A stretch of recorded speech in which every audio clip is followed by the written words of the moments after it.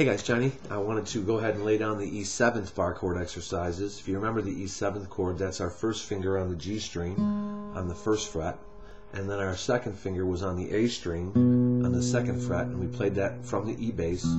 That's our E7th. So what we're going to do is we're going to switch up and use our middle finger to play that first fret note on the G string, and our third finger to play the second fret on the A string. And so if I play that from the E with those two fingers, alright, that is my E7th. And so what we're going to do is we're going to use the E7 along with the chords that progress to it. So if I play the E7 and I come up one fret, I'm at the F7, okay?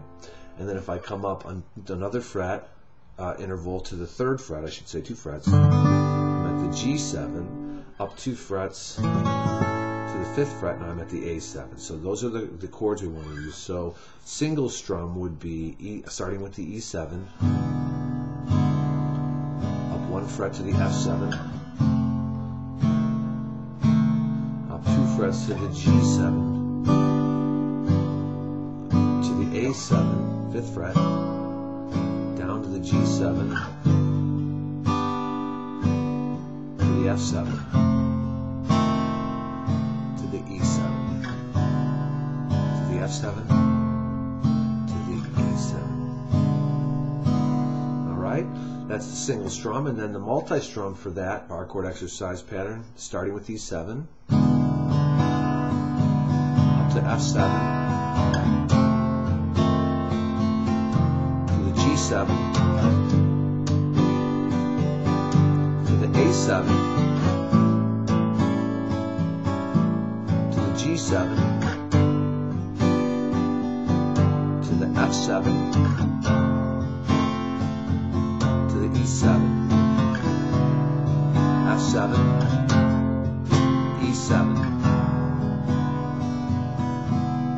There you have it.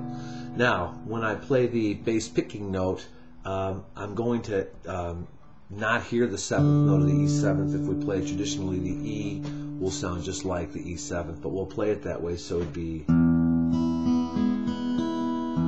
to the F7,